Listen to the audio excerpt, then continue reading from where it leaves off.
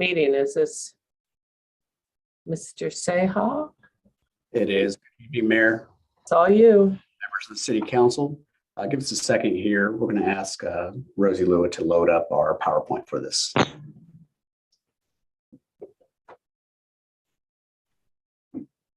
All right. Well, thank you and good evening. Today, staff wanted to give you a presentation for discussion purposes related to cannabis businesses here in the city of Palm Desert. And I'll get the next slide. Rosie Lua, our planning manager, will also be presenting as part of this, as well as Nick Maloney, our associate planner. Next slide.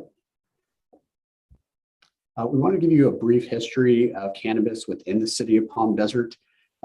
In 2016, when voters approved the legal use of cannabis within the state, Palm Desert followed suit and adopted an ordinance in 2017, allowing for limited cannabis businesses to operate within the city. You can see their distribution on the map here on the left. Essentially, in 2018, all of those cannabis licenses were issued, including 6 licenses for retailers and then 5 for the other various categories of licenses that the state offered, including distribution and cultivation. Since operations in Palm Desert began, the city's collected over $9 million in tax revenues since 2018. To date, with the limited operations that we do have, the city is not aware, either through public safety or through our own co-compliance department, of any public nuisances, public safety concerns, or even odor control issues at any of our facilities. Next slide. But today, the presentation and discussion really was intended to focus on a request that we got from some of our retailers here in town. And the consideration is whether or not the city, which currently prohibits on-site consumption in on-site cannabis lounges, should the city be open to those. Nick and Rosie have done an analysis of some of the existing Coachella Valley cities that do allow for cannabis operations in their towns. And they'll kind of go through their findings and then also the city's cannabis ordinance and how that might be impacted by something that would allow for cannabis lounges. So I'll turn it over to them. Good afternoon, City Council. We have here just a survey of all of our desert cities. And as you can see that on-site consumption is allowed within the cities of the city of Palm Springs, Desert Hot Springs, Cathedral City, and Coachella. They just have different variations of on-site consumption. So the city of Palm Springs allows dispensaries to have lounges within their floor area, but they also allow lounges within a standalone building. Desert Hot Springs allows lounges within an entertainment facility, and that is in their promotion of cannabis tourism. And then the city of Cathedral City and Coachella allow dispensaries within their retail permitted locations as well. Indio, Rancho Mirage, and La Quinta currently prohibit cannabis. Indio has recently reconsidered their prohibition on cannabis, and City Council will be considering an ordinance for that soon. As far as I have a quick question on this. When it says within area of dispensary, that means inside the building. Is that right? correct, and that's within the floor area of a dispensary. So there is an allocated area for the lounge that's separate from the retail space. Okay, thank you. Mm-hmm. So as far as special events, what we found is not typically an allowed use, with the exception of Desert Hot Springs. It's always treated as a temporary use, or what we would know as a temporary use permit. And I will turn it over to Nick Maloney. He will talk about regulations. Okay, thank you, Rosie, and thank you, members of the City Council. So we conducted a policy analysis of some of the existing ordinances of the cities that do allow cannabis lounges, and we summarized it and found that these are the typical regulations that they look at. They establish separation requirements or that establish where cannabis lounges can be located, whether as a standalone use or as in conjunction with an existing retail establishment. It includes operational management plans for ensuring that the the conduction of the business is done in a proper manner. There's a security plan in place. And then in addition to that, there's a requirement for odor control plans for each of the businesses that include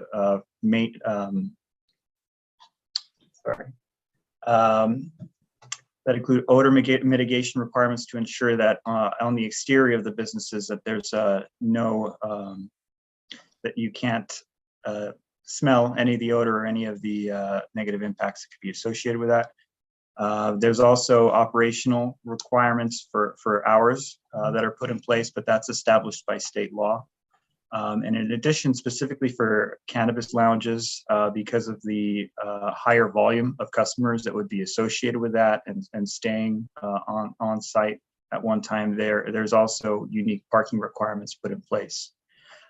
From what we've determined in contacting those cities, they found that having these requirements in place, they've had no issues with crime, odor, noise complaints from surrounding businesses, but they have seen some issues with parking. And I just want to also touch on that, many of the regulations that other cities have in place specific for our lounges, the city already has in place with our current cannabis ordinance. We have already established, where these businesses can locate. There are separation requirements. We have operational management plans, security plans. We would have to expand them to include language specific to cannabis lounges, but for many of these regulations that other cities already have in place, the city has already adopted that as a part of the previous cannabis ordinance. Nick, what are the parking issues? Is it the obvious, a shortage? Yes, generally it would be a shortage of parking. Right now we have cannabis parked at retail standards, which is typically a 4 per 1,000. With on-site lounges, it may be more comparable to a restaurant use, which you're going to have a higher volume of customers at any one time with that. Councilmember Quintanilla, I see your hand up, and why don't we just ask questions as they come up? Perfect. Thank you so much, Madam Mayor. It was actually in relation or a follow-up to Mayor Pro Tem with relation to the parking requirements. Since it is increasing the allowed persons that would be in the building, would this be reflective by fire marshal inspections, so that they said if this is the max use per building, what is the requirements per parking? As you mentioned, similar to a restaurant, but is there a formula that would help us mitigate that? Thank you. Yeah, I mean, one thought is that we could apply the general restaurant parking rates, since that may be the most comparable use, and there's an already established standard for that in the municipal code. That's generally 8 parking spaces per 1,000 square foot of floor area, and that could also be applied to. That's one thought. But we would have to explore it a little further. And of course, if there are occupancy requirements put in place by the building code or the fire marshal, those could also factor in. Thank you very much.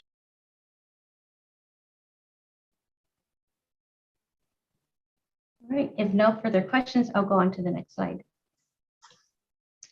So in your consideration, and further on, if the council wishes to consider lounges and or special events, this is the considerations that staff has analyzed here for your consideration. And that is to limit our lounges to the existing retailers that we have.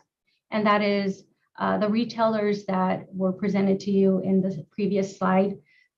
So those would be the ones that currently are permitted through our city now, and not accept any new retail permits. And so that way we could have a cannabis lounges within the retail space or within the floor area of our existing locations. And as Nick has mentioned, our ordinance amendments already include a lot of those components that would be required to regulate lounges. The amendments that we would be proposing would be specific to those lounges, include regulatory component for mitigation of odor control, For example, it is containment of odor within the space and making sure that we have enough enforcement criteria there. Also regulations for business operations, and again, treating it as maybe a bar or a restaurant, and seeing what those parameters are, as well as just adding more robust language for the indoor smoking component of it. Also, we would require those existing retailers that wish to put in a lounge to come back and amend their conditional use permit. And we would add on all of the regulations of our ordinance amendment, as well as allow a public hearing process. This will invite any members of, their neighbors or members of the public that wish to speak on this item to be able to do so. And then the last item is allow outdoor events through a temporary use permit. This allows staff to regulate the event by the code requirements, as well as include conditions of approval for mitigation of odor control, nuisance, and all other components of the event. And I will turn it over to Rosie, before you skip along, Yes. if this should be approved as just a one-time, what would the fee be projected for that? For the application fee. Yes, like a permit fee. Thank you. Sure. Are you speaking of a temporary use? Yes, exactly. Where it says a temporary events identify allowed or prohibited location. So if that is a one-time event where it says temporary, what is the guideline and permit application fee? Thank you. So we would be using our temporary use permit application that we currently have, and that is an $87 fee. And that is any event that comes through our city is treated the same. So there are items for submittal for that temporary use permit. And at this time, we have not assessed if events for the cannabis would require a larger fee or not. And we can certainly discuss that. Thank you very much. So Rosie, when you look at amending the first one, chapter 5.101, adding on-site consumption is limited to indoor on-site?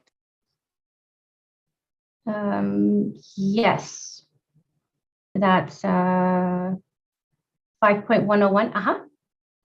Would there be a mechanism if a business location lends itself to an outdoor lounge? Would there be a mechanism for granting an exception?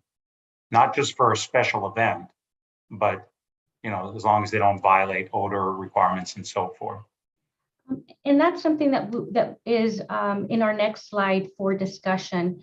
We know how to control the indoor odor for indoors. There are other cities that have good regulations for that through their HVAC systems and things like that. We still need to do more research on how to control the outdoor odor mitigation. And so, as you saw on the previous slide, we put a question mark next to it because we just haven't explored that.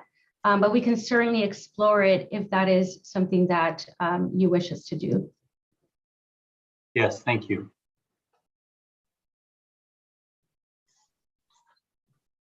Okay. I will turn it over to Eric Seca for our feedback. Next slide.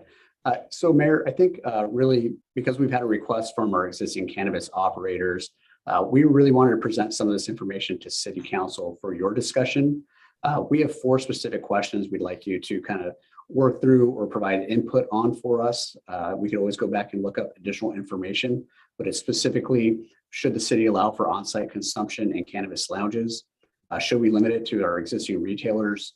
Should we also allow for special events? And what other considerations or special conditions should we be looking at now if we were to allow for lounges here in the city? But I think, Mayor, I'll turn it over to you to kind of lead that discussion. Okay, Councilmember Nastandi. Thank you, Mayor. I'll answer the questions first and then my rationale. 1, should the city allow cannabis lounges for on-site consumption? No. Should lounges be limited to only existing cannabis retailers? No, I am fine opening up to more retailers. Should the city allow for special events with on-site consumption? No. And so 4 would lend itself that I am not in favor of this. And as we ban cigarette smoking just about everywhere because of the bad effects of smoking cigarettes, it seems odd to me that now as a city, we're going to promote the, I know you can eat the cannabis and do other things with it, but you can also smoke it. And I don't believe the city should be promoting smoking of cigarettes or cannabis. I do believe in personal choice. Whatever people want to do in their own home is fine. There's studies out there that whether you smoke cigarettes or you smoke cannabis, you increase your risk for so many lung diseases, cancers, heart disease, and the smell of cannabis, you're affecting other people, young families. It really is a challenge to mitigate the smell. So that's where I come on this issue. Thank you so much, Councilmember Kelly. Thank you. This issue is coming up because our existing cannabis retailers have made known the challenge they have, quite frankly, competing with continued illegal sales of cannabis. And from a public policy perspective, we do want to do what we can to facilitate their success because regulation assures that the products they supply to the public are safe. In that framework, I'm inclined to say yes to number 1. For that explicit purpose, despite the truth of much of what Councilmember Nastanti just said, people are going to consume if consumption on site will help our legal operators survive in the face of illegal competition, which poses a greater safety risk to the public, then I would be inclined to say yes, given the experience of other cities, that this can be sufficiently regulated. As to number 2, we spent extensive council time determining how to allocate locations for retailers within Palm Desert, establishing parameters, gaps, a system to be as fair as possible. The last thing I want to do is revisit that. Because of course there were some bumps and bruises, some people who didn't feel implementation was perfect. That's always going to be the case, but we gave it our best shot. Things have settled down. We do have an established number of locations throughout the city, which are largely consistent with the quality of retail establishment we strive to project to the public. So I wouldn't mess with that. As to number 3, I don't see the reason for it. If the logic is to help our existing retailers compete, it seems to me facilitating special events would just be competition that does the opposite. And it's vastly harder to regulate successfully a one-off event because there's no continuing relationship. If things go sour, it's just a black eye on the city. That particular event sponsor may or may not ever be seen again. But the key thing for me here is I just don't see the rationale for it, since if anything, it might be at odds with the initial rationale of helping our lawful established retailers successfully compete. And as for, I think we just have to keep doing a thorough job of looking at models from other cities. Looks like staff has got a great head start on that. So thank you very much. Thank you. Mayor Pro Tem Jonathan. Yeah, thank you, Mayor. I will try to be brief. So if I read that earlier slide correctly, all the cities that allow cannabis dispensaries also allow some form of on-site consumption.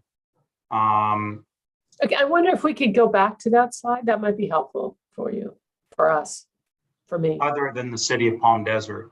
So if we look at Palm Springs, Desert Hot Springs, Cathedral City, and Coachella, those are the 4, besides Palm Desert, making it 5, that allow dispensaries.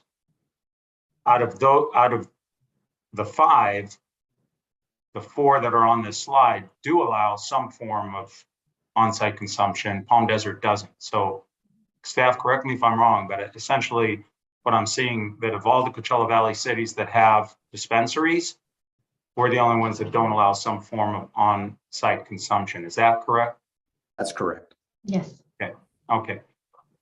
So that informs, my opinion to a large extent, largely for the reasons put forth by Councilmember Kelly, which is from a policy standpoint, it's to our residents and our city's benefit to promote the success of the legal cannabis industry for health reasons and also to reduce criminal activity. Now, the concerns expressed by Councilmember Nastandi do resonate with me, but I believe that they can be addressed through effective regulation and enforcement. So if we can go back to the 4 questions, based on that, I'll just run through them real quickly for you. Obviously, my answer number 1 is yes. Number 2, yes. Number 3, if it's special events on locations other than our retailers' premises, then no. Again, for the reasons put forth by Councilmember Kelly, we'd be working against the policy that we're trying to maintain.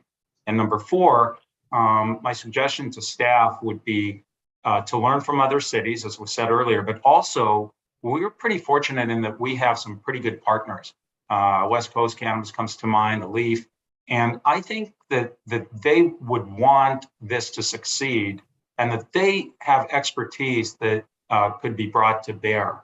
I don't think they're the kind of businesses that want to slide something, by. I think they really are on the same page in this particular instance as the city and staff. And so I would suggest that we enlist their participation in drafting an ordinance that addresses parking, security, odor, and so forth. And finally, I think that for certain locations, not all of them, an outdoor lounge can make sense, as it has for our restaurants, that when we allow outdoor dining for all the same reasons. It's so pleasant so many months out of the year. Thank you. Councilmember Quintanilla. Thank you very much, Mayor. I agree with a lot of the things that my peers have said. Having on-site consumption, I think, is a good idea. And where there is a traditional stereotype of it's just the potheads that come and smoke, we have to acknowledge that we have a lot of residents that rely on CBD gummies and different edibles because they don't smoke. So we can't pigeonhole everyone into a position where this is a medical issue, and they may be at home where they don't feel like they want to be around their kids or that family member or whatever. So this gives them a safe space to do it.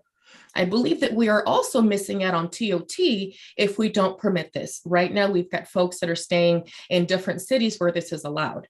I believe that Desert Hot Springs a few years back announced that they were going to do on-site consumption at their hotel, and the Desert Sun reported that they were sold like a year and a half in advance as far as their calendar would allow them to go because of the ability to have on-site consumption. No one wants to get busted in their hotel room or miss out on the opportunity. We have people that visit from states that do not allow cannabis at all. So this is their opportunity to come and enjoy some of what California has to offer. I think that Councilmember Kelly brought up a huge point about ensuring that none of the products come from the black market.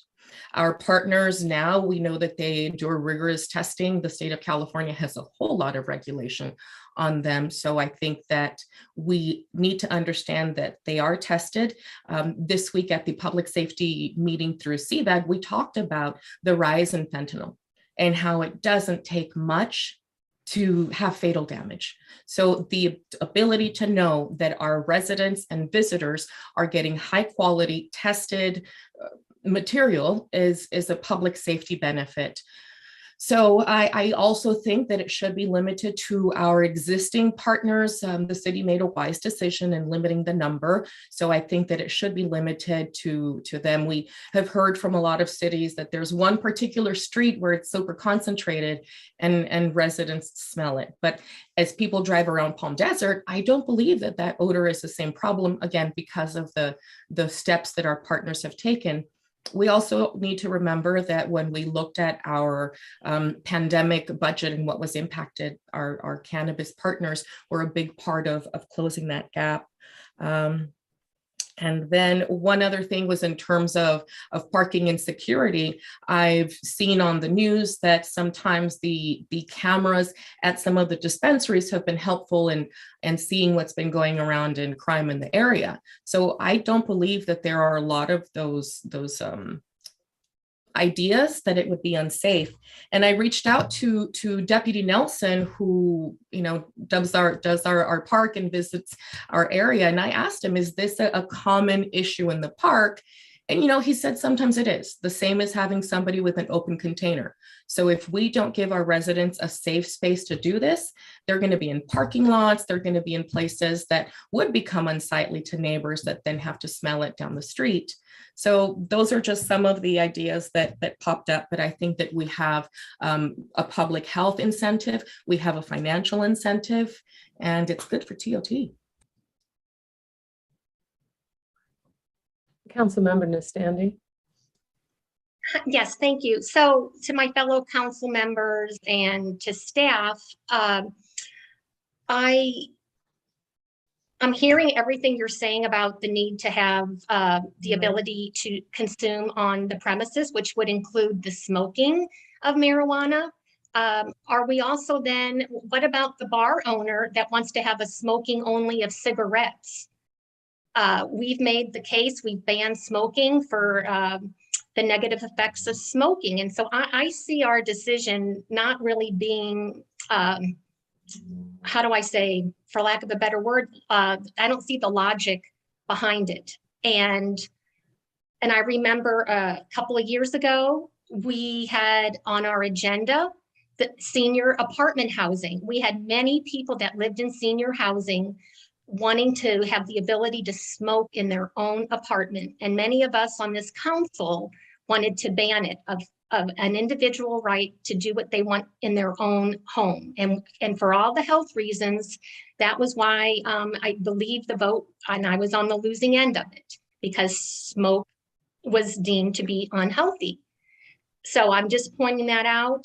And then in terms of testing, if you're drinking and the police suspect you of being under the influence, we have tests for it. I don't know that there's tests to see if you have the THC in your system to a level that impairs your driving.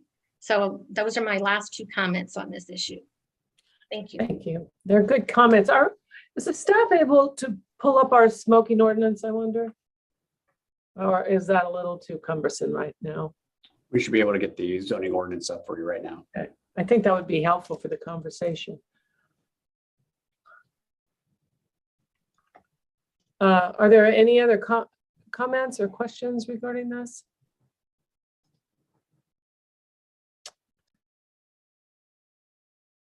Mayor Pro Tem Jonathan. Yeah, I just wanted to thank staff for a good comprehensive introduction to the subject. You guys did a great job, and also to thank you for giving us an opportunity to give you feedback and work together and craft a direction for this issue. So thank you for that.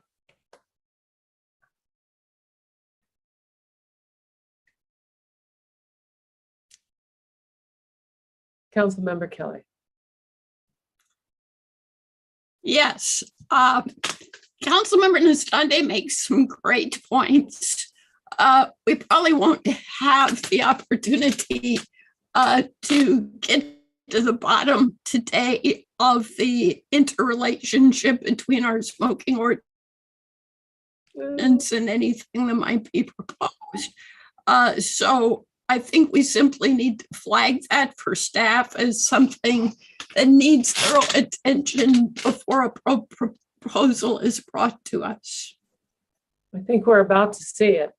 And the point I wanted to make is our smoking ordinance pertains to any type of smokable substance. So I can't ever imagine supporting something where you're smoking outside. You know, we do get complaints from our residents because a neighbor smokes and they don't want to smell it, and you can't blame them. And you know that there are cities within our valley that there are certain streets you go down and it is easily detectable that there is cannabis in the buildings. So those are two issues. I mean, I know the city did a great job and our partners did a great job making sure that there would be mitigation in effect so that we weren't able to detect cannabis in the area. And they really did an outstanding job. And I think the city did a really great job on that. So where it defines, we have this now. Oops, it's moving.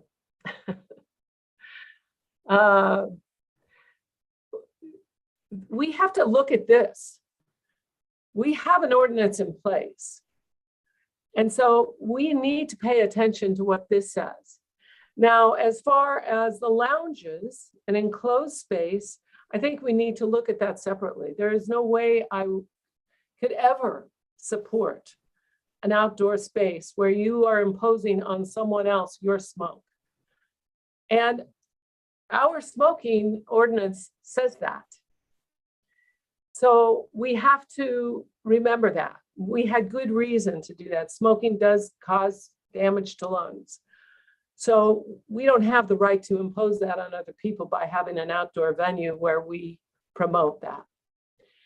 As far as the indoor lounges, I really listened to Councilmember Kelly's point. I think it was a great point. And that is, if within the reason of this is legal, we told them they can do it. Are they going to, we allowed certain places, we really did a good job with this, or the council did. Unfortunately, I wasn't part of this process, but the council did a great job. And our staff did a great job of determining where these could go and how they would operate. And when you go past our lounge, our cannabis dispensaries, you can't smell it. But I'll tell you what I saw on the news was from one of the cannabis dispensaries, illegal cannabis transaction going on right behind them with one of those apps that you can use. And I'm sorry, weed apps, I think it is. And they delivered it right behind one of our dispensaries. So those people who chose to vote to legalize cannabis did so to eliminate the black market and the criminal activity and an unsafe environment. And so not necessarily because they wanted to have any cannabis in any way, shape, or form. So we have to take a look at that. How do we make sure that that works out okay for our business owners who have complied with everything? So were you able, Nick, were you or whoever's looking at this, able to see where it defines this? And it pertains to cannabis. This was a well-written ordinance in my estimation. So to have it outside, that's just not right. I don't want to smell somebody's cigar, pipe, cigarette, or cannabis. And that's secondhand smoke is just not right. I would like to ask a question while that screen is still up. I know you scrolled past it, but is there any mention of cigar lounges? I know that there are other cities that permit smoking of cigars, which do have a very potent odor in other cities or like at the river. So is there something specifically in our code that addresses that? Thank you. We have made sure that was not okay. Can we go up higher? Because I'd like to see the definition. I think we need to go right at the top. Or, no, okay. Definitions.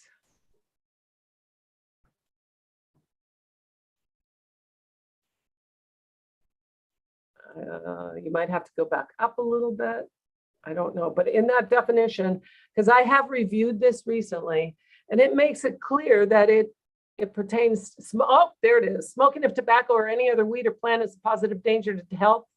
And then it moved. Is a positive danger to health and a cause of material annoyance, inconvenience, discomfort, and health hazard to those who are present in confined places. In addition, the California Air Resources Board had placed secondhand smoke in the same category as the most toxic automotive and industrial air pollutants by categorizing it as a toxic air contaminant for which there is no safe level of exposure. Therefore, it is the city's intent to provide for the public health, safety, and welfare by prohibiting the smoking of tobacco or any other weed or plant in public places and places of employment, except in designated smoking areas as set forth herein. So it covers any other weed or plant. So we have to take a look at that and see how that impacts the rest of what it is we want to look at and what it is we would like to develop here. Mayor Pro Tem Jonathan. Thank you, Mayor. Listen, I heard you very passionately state you don't want to be next to somebody smoking, and I get that.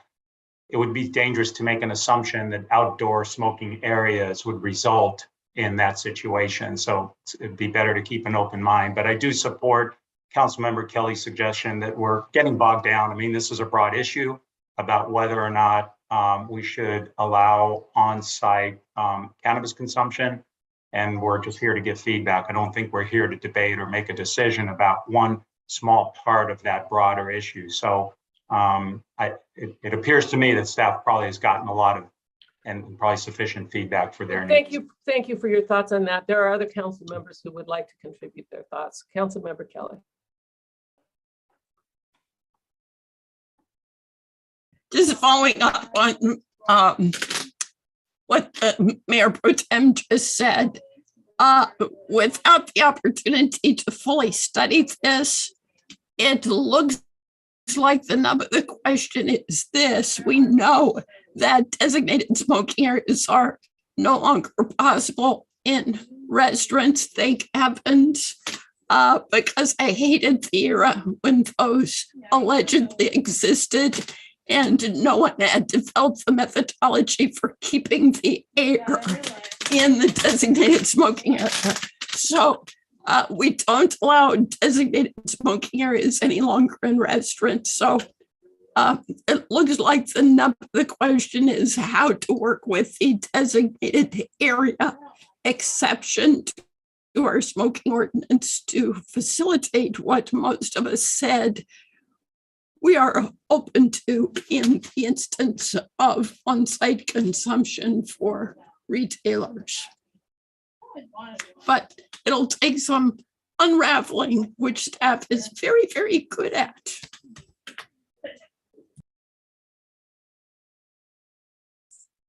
Are there any other comments or questions? Okay, and I do agree what Councilmember Kelly said. You know, if we have a way to contain it, because I'm gonna make a statement saying that if someone is smoking outside, it is not dangerous to say that someone else may be inhaling it. It's very, very realistic. There is nothing dangerous about a statement like that. So let's not take it that far. Let's be realistic about what we're dealing with. let's use the great experience and intellect of our staff and of our council to figure this out. I think with the council's concurrence, we have given lots of guidelines and thoughts on this. So does the staff feel that they have adequate input? And if you have any questions, please let us know. I'm not sure that I have any questions at this moment. Sounds like there's some concerns specific to any outdoor lounges, how we would actually regulate indoor consumption. I think there's some additional homework that staff can start looking into and provide additional feedback to the city council. I did like to comment, as we have traditionally done with any of our ordinances, we actually will go out and we'll talk with our retailers about their specific ideas of how they imagine an ordinance playing out and what would be beneficial to them. So we'll provide a whole range of feedback for you at a later time. Okay, and I do want to make a comment that I think it would be in everyone's best interest to go take a look at one of our dispensaries or 2 or 3 of our dispensaries in our city to get a feel for it and to hear their answers, and so that they have a higher comfort level in the decision-making process. And if that's all, no other questions or comments? Okay, that's it. Thank you very much for all the information, and we will meet again on this issue. I just feel it. Great job, staff. Thank you.